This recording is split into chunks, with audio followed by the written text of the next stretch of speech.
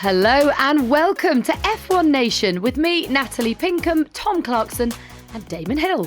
How are you, chaps? Well, I'm okay. I've been working at Goodwood Revival, and so I didn't have a weekend off, but Tom had a weekend off after this grueling triple header where Max Verstappen has basically just disappeared into the distance. It's not possible for Tom Clarkson to have a weekend off. I just don't believe it. Well, that's the rumour. That is the rumour. I've had a lovely weekend off, but guys, okay, it was a pretty breathless triple header, but can you think of three better racetracks than Spa, Zandvoort and Monza? That is, to me, what Formula One is all about. Three very different tracks, very different challenges, but the same winner every time, right? Max Verstappen, yeah. Unstoppable. I seem to remember saying we're going into the mouth of the beast or something like that when I last did a podcast, and it was pre-Zandvoort, I think, and it had Spa. So basically, we've just been celebrating Max, but he really also did an amazingly good job in Monza as well, and he made it look so easy. Ferrari kind of tripping over themselves again. Well, Damon, do you remember? So we went into the summer break with Mattia Binotto, the Ferrari boss, saying there is no reason why we can't win every race in the second half of this season. And yet we came back at Spa. Well, there is. There clearly yes, is a reason. There is. And it's Ferrari. Max Verstappen. But I mean, the gap... Well, I suppose you're right, Natalie. Actually, it's Max, isn't it? It is Max, and Red Bull. Yeah. The gap has grown. I mean, Red Bull have done a fantastic job. And remember that they... raised the ride height of the cars at Spa, and everyone was saying that's going to hurt the Red Bull more than any other car, yet they've managed to extend their gap. It's been quite extraordinary, and Ferrari seemed all lost at Spa. Then we went to Zandvoort, where, I mean, yes, it looked better and Leclerc started on the front row of the grid. And then we went to Monza, where, yes, he was on pole, but actually all along, for me, there was never going to be a different result than Max Verstappen and Red Bull.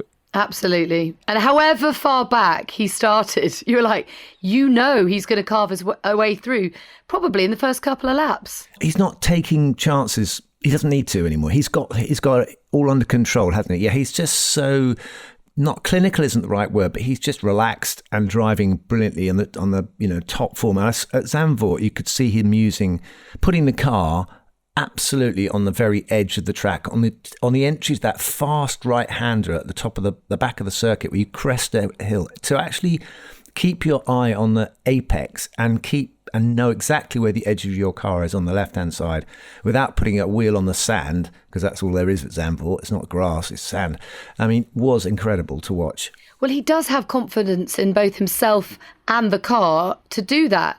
And I mean, I always believe that Formula One is cyclical, and this is his time. We kind of get upset and bored with dominance of a driver, but actually what we should be doing is sitting back and appreciating it and enjoying it for what it is. This is his purple patch, and this is his year. I mean, it's just, he's so calm under pressure. He's taking everything that's thrown at him, but he's got a brilliant car and a perfect mindset to drive it. Yeah, and he's got the perfect team behind him. And I include teammate in that. I think Checo Perez, he's looking a little bit browbeaten at the minute. I think, if you think back to the start of the season, I mean, Pinks, do you remember us sitting down in Saudi Arabia and doing the pod there? And Checo had put it on pole the day before, and he was bright-eyed and bushy-tailed, and we all thought, we've got two serious challenges in that Red Bull, but actually they then develop the car a little bit more towards Max's liking, a little bit less understeer, and Max hasn't looked back. And you say, how long is this Red Bull era going to last? I predict to the end of 2025. I really can't see it. It'll close up, because when you get rule stability, that always happens. But I think such is their advantage now, that the gap that the likes of Mercedes and now Ferrari have got to close up is so huge over the winter that Adrian Newey and his team at Red Bull have only got to do an incremental improvement to still be light years ahead at the start of next year. Well, that's sort of the question I asked Christian, actually. I think it was in Monza. Tom, I said, is this the start of... I mean, when they changed the regulations to the hybrid and Mercedes dominated for the whole of the era, effectively only losing at the final season of that regulations, and then the new regulations, he's come in, or Red Bull have come in on the right foot. Is this going to be their period of dominance? I mean, I'm not so sure because it's saying it's quite close, actually. It's only a little bit.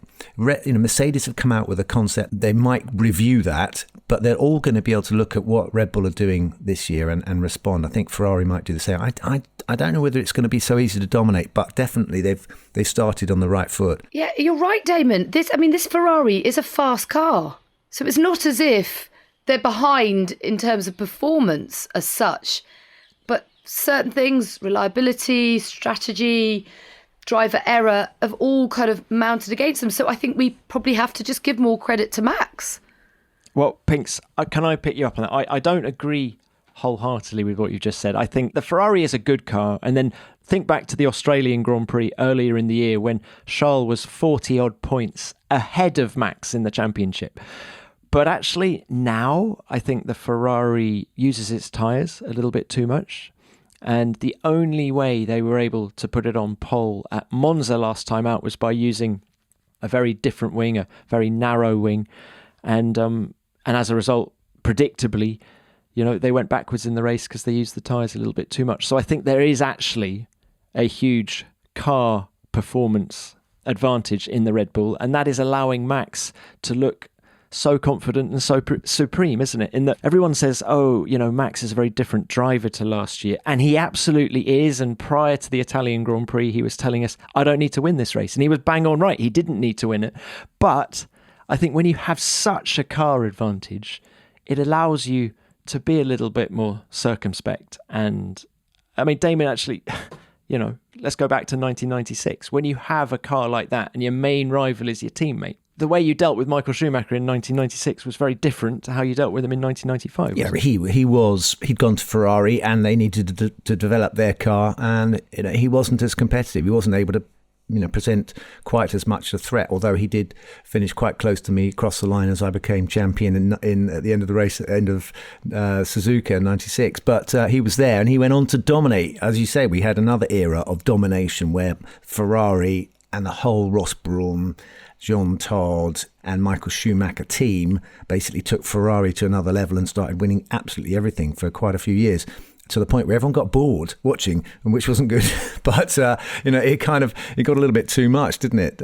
His domination. But when you've got what the fans want, what we want racing. It's great to see someone at the top of their form. I mean, if you think about Jim Clark, people used to marvel at his ability, but he used to be quite a long way in the lead a lot of the time, and make everyone look silly, and it's incredible to watch. But it's only so long you can watch one guy win, and the same happened, I think, with Jackie Stewart and the Tyrrell. He was dominant. I can remember going to Monza when I was a lad, and my dad took me there, and when I was about 11 years old, 12 years old, right at the height of Jackie Stewart's dominance, and I'd literally sit in the grandstand. They'd plonk us in the grandstand and tell us to wait for the race to be over. And about an hour and a half, we watched Jackie Stewart go past, and then about half a minute later, everyone else would come past. So it wasn't very interesting to watch. But it's great to look at Max, as you say, as this. Now he's a world champion, driving as a world champion, instead of driving as someone who's trying desperately to become a world champion. He knows this is in the bag. He's going for the longest winning streak. Was it Vettel? Has got the longest winning streak, so he can crack 2013. Yeah. Well, he can crack that record. And then once you start thinking about records, you suddenly realise you're into a different league altogether, aren't you? You're in the Lewis Hamilton Schumacher league of breaking the rules of the sport by the most wins or the most dominance, and that and I think that's a motivation. What I would love to see is Max and Lewis fighting again this year. How has that championship really changed Max, the racing driver? And just imagine if we had as close a championship this year as we did last year. Would Max have fought in the same way? Would we have had a repeat of Silverstone or a repeat of Monza? Would he have Brazil turn 4 pushing? How different would last year been with the 2022 Max Verstappen? We'll never know, but it's an interesting thought. No, it's interesting. We've talked about this before, about how he races differently with Charles to Lewis. And I think that is partly because he has grown up with Charles. They do know each other incredibly well. They're from the same generation of drivers. But I also am so interested in Damon's point, that shift in mindset when you are a world champion. Or did you make that point, Tom? Sorry, did I just steal it? I'll take the credit. But it is different, the way that he drives. But it's just an evolution, isn't it? It's just experience. He's growing up and he's learning and he's enjoying his racing. And it's great to see. And again, hark back to the original point, which is let's just step back and take it all in, because it won't last forever. But whilst it does, it's impressive. I was looking back, because we've got the Singapore Grand Prix coming up in a couple of weeks, and I was looking back and I suddenly thought, I can't remember what happened in last year in Singapore. Of course, there wasn't one last year. There wasn't one year before that either. So you go back to 2019 and you look at a rerun of 2019 and you're going, wait a minute, Sebastian Vettel in a Ferrari winning the race, Charles Leclerc in a second, and Lewis not actually winning and dominating. Did that really happen? And Max is there in the mix, but I don't think he was on the podium. We may have been on the podium. But that is only a few years ago. So things do change. And if you stand still for a second in Formula One, in this sport, you are going to be swamped. You're literally going to sink into quicksand. So the pace for anyone, even if they're winning, the pressure is relentless. But I had Adrian Newey.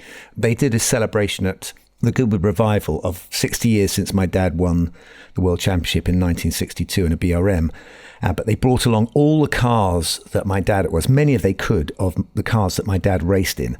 And Adrian Newey bought his Lotus 49. So Adrian, he's having a weekend off driving racing cars, but that's Red Bull, that's their key man, and there he is in a Lotus 49 going round Goodwood Revival. How hard was he pushing?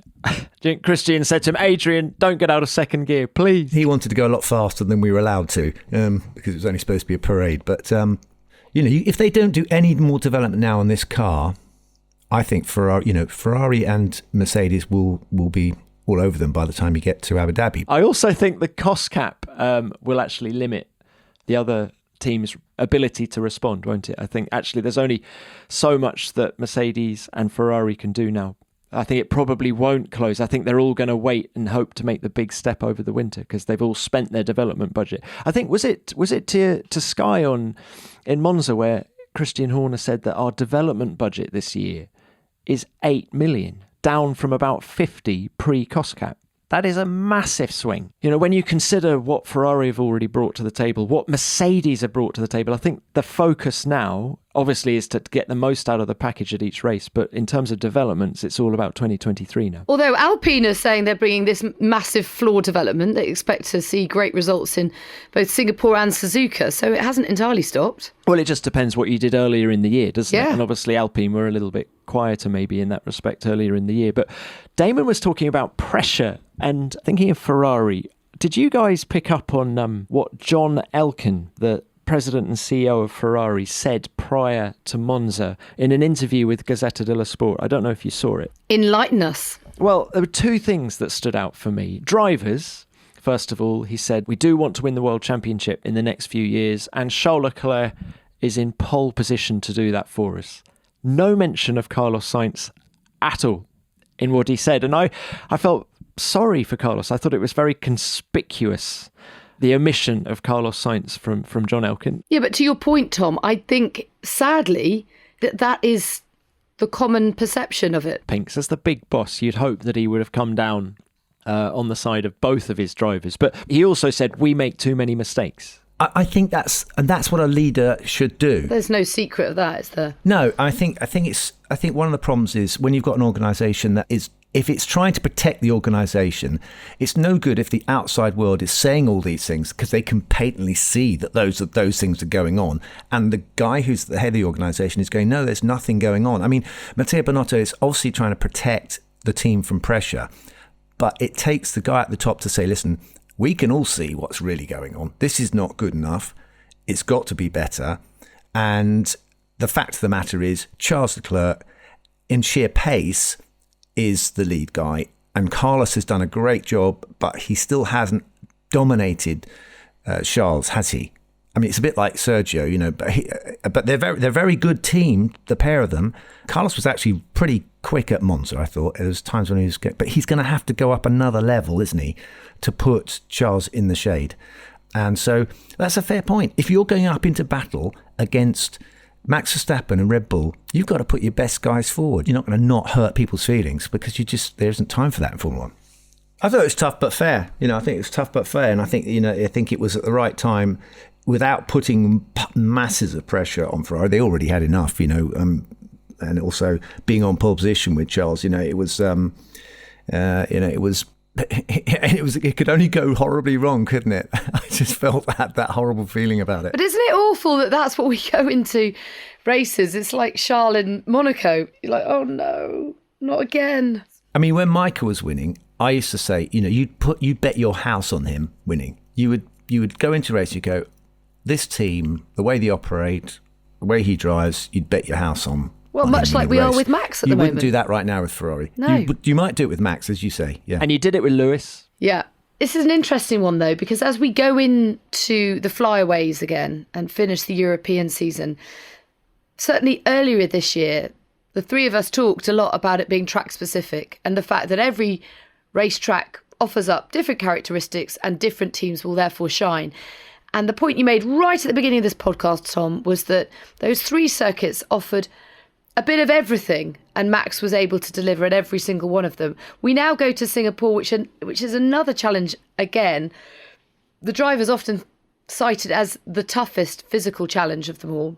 David, as you say, we haven't been there for 3 years. It's a very bumpy track. You think, well, what's this going to throw up? But really, your gut feeling is Max will be fine. I was surprised that Ferrari didn't do better at Zandvoort because I thought their car seemed to be the kind of car that is good at higher downforce, tight, twistier circuits, but might apply to Singapore, and it's good on the bumps as well. I think that Max still can't quite take the curbs in the same way, and you might find a lot of time in Singapore over the curbs. So Ferrari could be more competitive again there, but we shall see. Is the only thing I can say. I think a lot of it's down to what tyres they turn up with, because these, Mercedes have had problems heating up their tyres, whereas the opposite problem for Ferrari is they overcook their left front, don't they? So let's be honest, he's, like you just said, he has dominated this season. Once he's found his mojo and they adjusted the car slightly to suit him, Max has been almost unstoppable and unbeatable, but we shall see. Now a word from our sponsor, BetterHelp. At its heart, Formula One is all about problem solving. It's about communication, overcoming challenges, and working together as a team to achieve the best possible outcome. There is a lot we can take away from this approach and apply to our own lives. When you're faced with a problem, I believe that the best thing you can do is take the time to talk it through with someone. Talking through the things that are troubling or challenging you can help you gain perspective on the situation, help you understand how you're feeling, get some clarity, and hopefully find a solution that works for you. And that's where a therapist can help. BetterHelp offers convenient and affordable therapy. It exists entirely online, so you can feel confident that you have the space and time to open up in an environment that suits you and fits around your schedule. All you need to do to get started is fill out a brief survey, and BetterHelp will match you with a therapist that suits your needs. And no matter how great or small your problems may feel, opening up about them can help you offload, reduce stress, and help with anxiety and depression. Don't feel like you have to tackle them alone. When you want to be a better problem solver, therapy can get you there. Visit betterhelp.com/F1Nation today to get 10% off your first month. That's betterhelp.com/F1Nation. Okay, Damon, what are the odds of Max winning every single race now until the end of the season? He's now going for the longest winning streak, so what are we got to say there? Is it totally impossible that he can win every race between now and the end of the season? No, you can't say that. I mean, McLaren nearly won every single race except for Monza, wasn't it? They won 15 out of 16 races.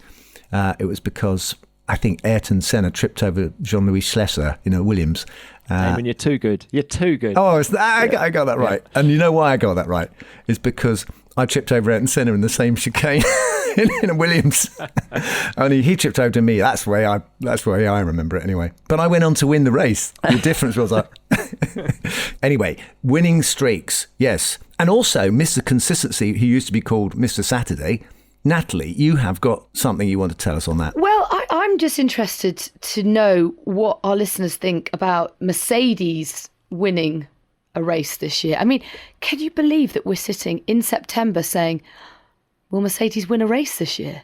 And George's stats, I mean, are seriously impressive. So 1 second, 6 thirds, 5 fourths, 3 fifths, and 1 DNF. The races he's finished, he's never finished outside the top 5, yet to secure that elusive win. But can you see it happening? It's amazing, isn't it? So is that more podiums than Lewis Hamilton this year? It is, isn't it? George Russell has scored, that was 7, wasn't it, that you just mentioned? And Lewis, I know, has scored 6. More podiums than Lewis Hamilton. Who would have bet on that prior to the start of the year? I woun't have done that. I mean, it's incredible. He's really, really, you come into F1, if you come into F1 and you get a big crack at it and you come into a big team like that, he has definitely held his head way above water this season. So pretty solid. Yeah, 35 points ahead of him in the championship. If, as you guys were just saying, Max is favourite for every race, who's second favourite? I mean, you go to Singapore, that hasn't been a great race for Mercedes in the past, has it? It was. I remember when they were winning everything, even in those days, it was a bit of a bogey track for them. Now, I know it's completely different regulations now, but I would imagine they're going to Singapore a bit nervous. And then you go to Suzuka. I mean, I see the Red Bull being absolutely amazing at Suzuka. Ditto, actually, Austin, that fast Sector 1. Mexico, Red Bull have a great record there. Interlagos, Abu Dhabi. Yeah, it's going to be difficult for Mercedes, isn't it? Well, Mercedes are saying publicly that they are targeting a race win this season, and their goal is to beat Ferrari to second place in the championship. So they've set themselves pretty clear targets. They're 35 points behind Ferrari in the Constructors' Championship, so that's very doable for Mercedes. They've got reliability. I mean, I know you said there's 1 DNF for George, but the car has been pretty bulletproof. Well, that was the crash at Silverstone, wasn't it? Of course, yes, at turn 1.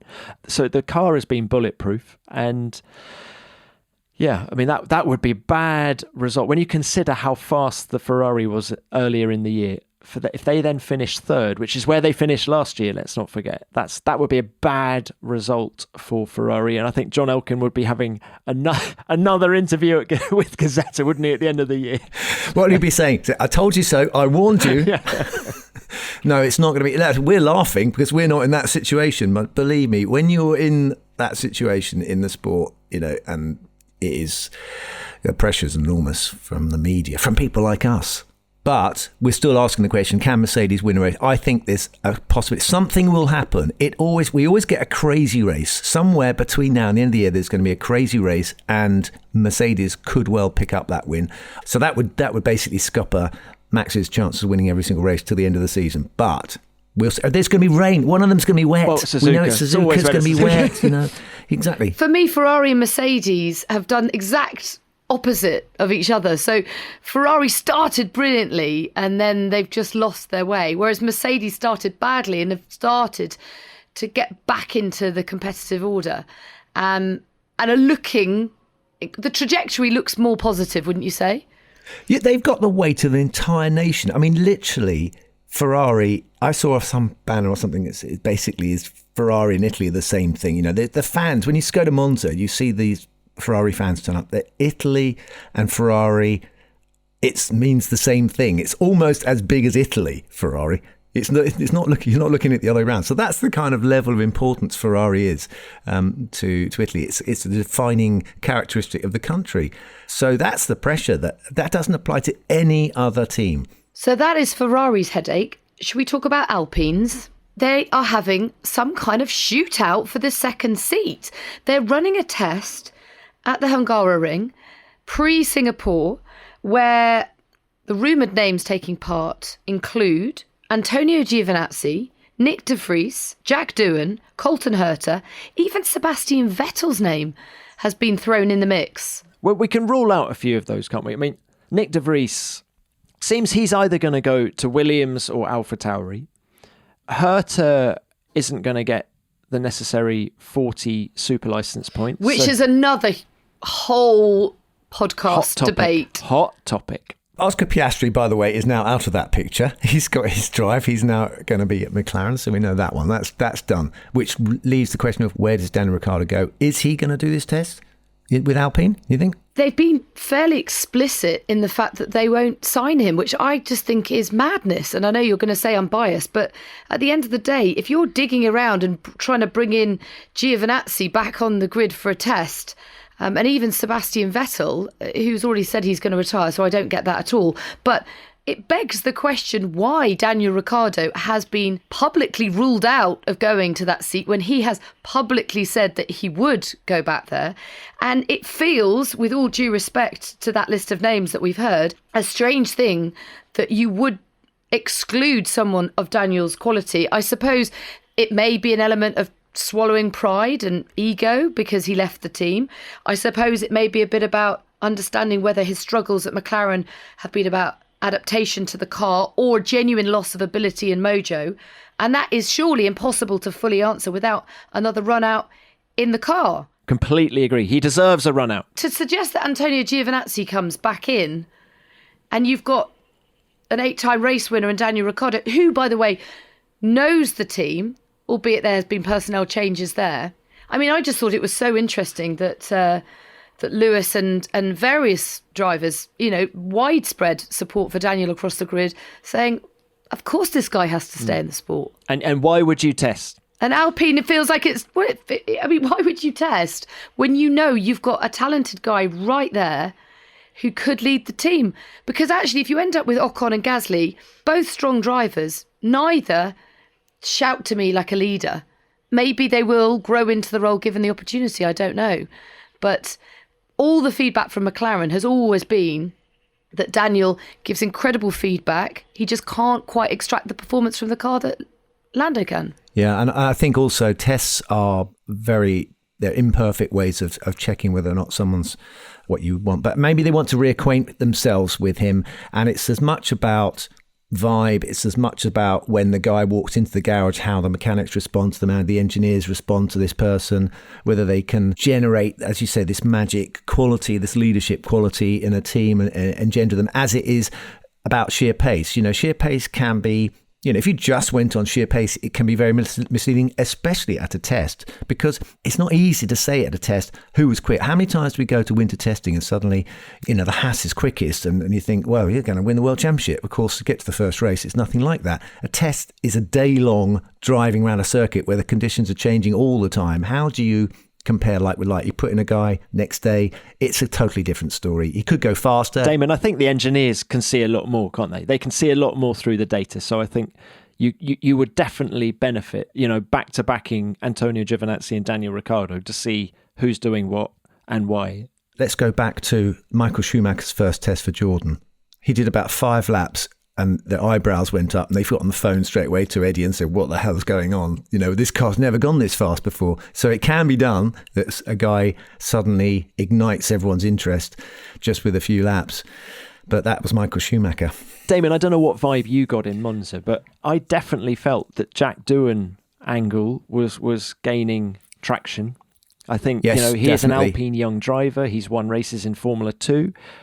He's getting stronger and stronger. He's had a very, very strong second half of the year in Formula 2. The progression curve is very steep, isn't it? But of course, we haven't mentioned Nyck De Vries's amazing hurling into the limelight, a kind of Star is Born moment, because he got the phone call, didn't he, with Alex's terrible shock appendicitis thing. But Nyck dropped himself in that car, having driven another car, the Aston Martin, the day before. So you had to kind of, it's like rubbing your tummy and patting your head and then suddenly having to rub your head and pat your tummy. There's switches are all in different places, but he did an amazing job. So he has underlined his credentials, and basically you cannot ignore Nyck De Vries now as a future Formula One driver. So interesting about Nyck De Vries, because Paul di Resta and I were talking to him in Spa, saying, with Anthony Davidson as well, actually, and saying, what's the future looking like? He said, I just don't know. I don't know. And It felt, he's 26, as if maybe, the chances have passed him by.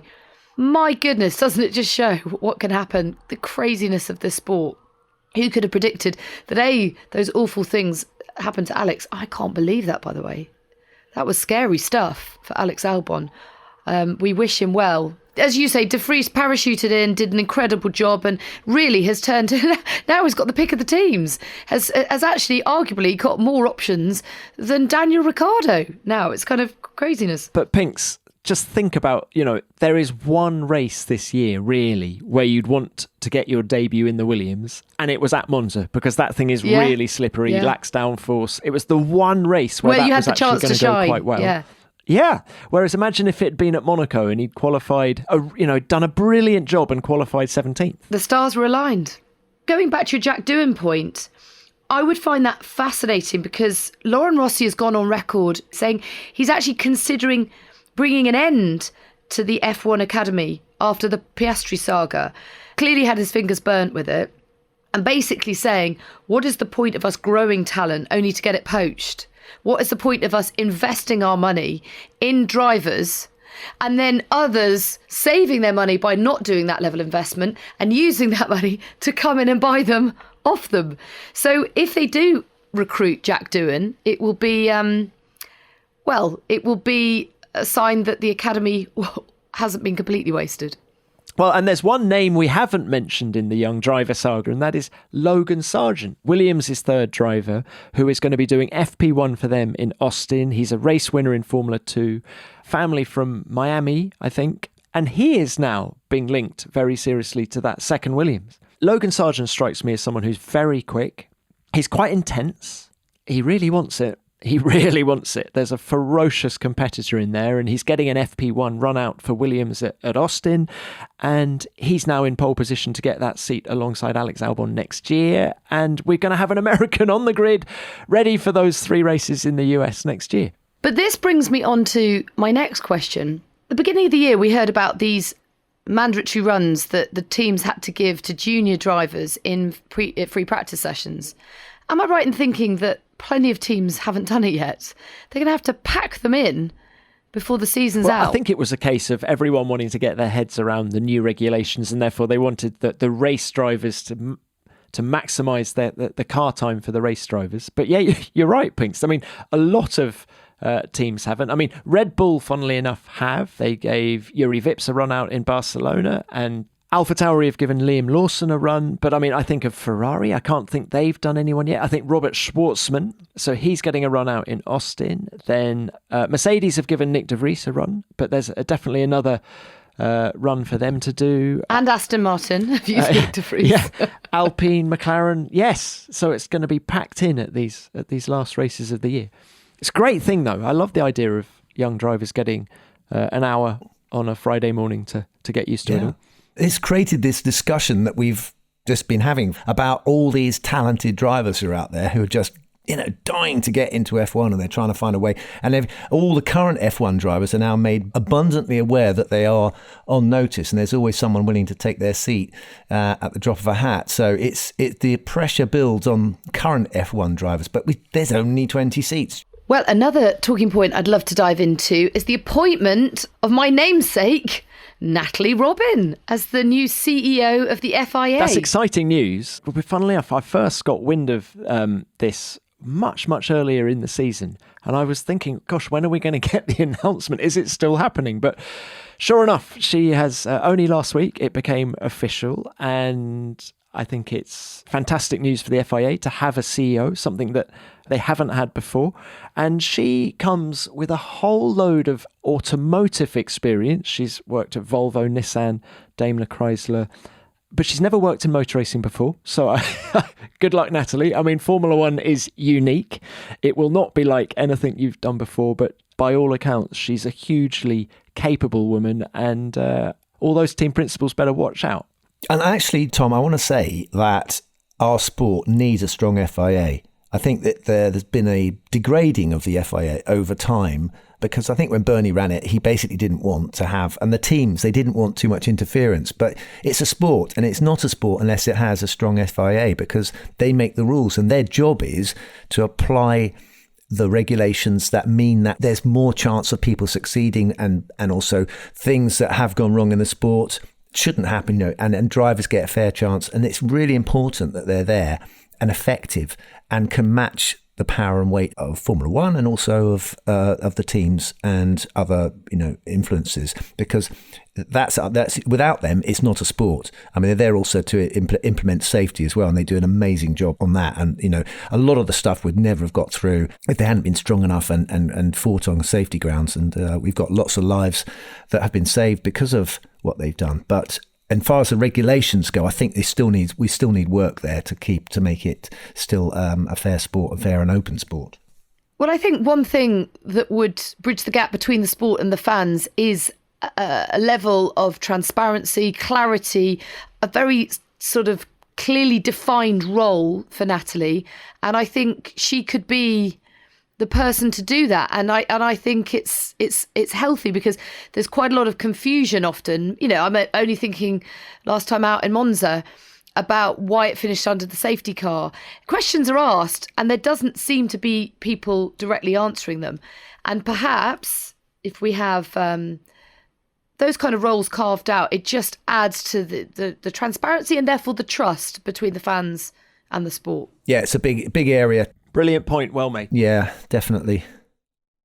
Questions, please. Damon Hill, do you think it's time maybe you should change your approach to racing? Well, I don't know even how to start answering that question, but anyway.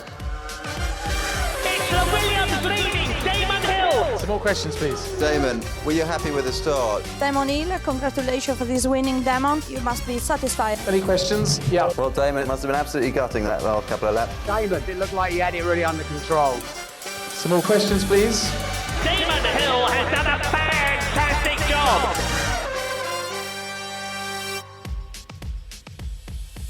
Okay, it's that time again. It's Ask Damon. Come on then, let's hear it. What have we got this time? Hi Damon, this is Zoe from Canada. I'm super curious about Pirelli, the data that they gather about tires and how that data is used to generate the potential tire strategies that Pirelli publishes prior to the race, as well as how the teams use that information that Pirelli provides to them. Thank you. Well, Zoe, it's obviously they're in a position, Pirelli, to know exactly what's going on with everyone. Now, Tom, you can tell me whether or not that information is made available across teams. I think they have to keep the data. If they're talking to Mercedes, then they can tell Mercedes, well, that your tyre wear is, this, that and the other. The teams also do their own tyre wear measurements as well. So, but obviously Pirelli are in a position to see how different teams, different cars use their tyres, which is useful information to another team. So I'm presuming they keep that confidential, don't they, Tom? So the information is pulled and then you get averages. So Pirelli will, you'll be able to see that the soft tyre on any given weekend has lasted on average X number of laps. The medium tyre's done this. The hard tyre's done something else. So the teams, you then get an idea of what the pit lane is going through with these tyres, and then of course the teams make their own conclusions from that. They then start looking at pit stop strategies, but bear in mind, I remember James Vowles, the strategist at Mercedes, saying that there are something like 3 million different strategies that they're working through before any given Grand Prix. It's quite extraordinary. So in a way, it's really complicated. We haven't got time for 3 million strategies. We're not going to go through all of those. So the data is pulled, and then the teams, it just gives everyone a general idea of what others are experiencing. And they publish that as well. So you can get that information on the F1 app, I think, which I do before a race, just to see what Pirelli are saying in general about what the options are and what the likely tyre stock windows are. But that's not a hard and fixed rule, because teams will go, we're going to gamble, or we're going to do something like, let's say, Fernando Alonso in Monaco, where he went really, really slowly and eked out another life out of his set of tyres. And so, it is still an option for drivers to do and teams to do their own thing. But certainly some tyres will not make it to the end of the race, and Pirelli will sometimes say, we will not want you going any further than a certain amount, because you'll be down to the canvas and the tyre could explode. So, there is a safety limit as well. But, they're in a hard position, Pirelli. They've got to produce a tyre that degrades to make the racing interesting, but one that is durable, that is safe as well. So being a tyre provider for Formula One it's an invidious position to be in. You're getting the benefit and also all the blame But Zoe, it's also worth mentioning that from a Pirelli point of view, there's a couple of really interesting races coming up for them in Suzuka and Austin, where FP2 at both of those races is going to be prolonged by half an hour, and they're going to do some 2023 tyre testing in that last half an hour of FP2 at both of those races. So that data will only be kept to themselves, but I don't know why I've offered that, really. It's got nothing to do with your question, only that it's an interesting Pirelli fact for you. That... I liked it. Oh, did you? See, it's not just Ask Damon, it's Ask TC. These little gems, We're all eh? a team. Yeah. Natalie, you're going to be dragged into the next question. All right, well, let's hear it. Hi, Damon. My name is Tom. I live in Saffron Walden near Cambridge. And my question is, I'd like to know to what extent you think winning that second World Championship would have positively or perhaps even negatively impacted your life. I'm guessing it wouldn't have been that negative, but I'd like to know nevertheless. Thanks very much. Enjoy the show. Bye. All right, Pinks, over to you. What a question. What difference would it have made? Well, I don't know. Probably not as much as the first one, or the difference between winning one and not winning one. I think definitely one in the bag is the big one. You know, once you get one down, then you're a world champion forever. And if you're with I meet drivers who've won 2, 3, 7 world titles, and are they any better than me? Yes, they are. But they're better. They are better only because of the numbers. But I think once you're in the World Championship club, then that's pretty much the job done. Once you're a champ, you're always a champ. Did you get a massive win bonus from Frank Williams? Not that I remember. And you'd think if I'd got one, I would remember it, Tom. But I got a smile. I got a smile and a wink. Well done. Yeah. And I got fired. So that was my prize. On your way. You've got your championship now on your bike. Hope that answers your question, Tom. Well, thanks for all your questions. Keep them coming. We love hearing them. Make sure you record your questions on an audio file and email them to askdamon@f1.com. Well, that's about it, isn't it? It's lovely to see you both again. And you, Pinkle. It's been a great chat. I've loved it. It's brilliant. Listeners, we've had to edit this down, this version, this edition, because we've been chatting way more than we've actually been able to squeeze into the show. So we'll have to come back and do it again. And we'll do just that, because we'll be back on Monday, the 26th of September, as we look ahead to the Singapore Grand Prix. Thank you for listening. F1 Nation is produced by F1 and Audio Boom Studios.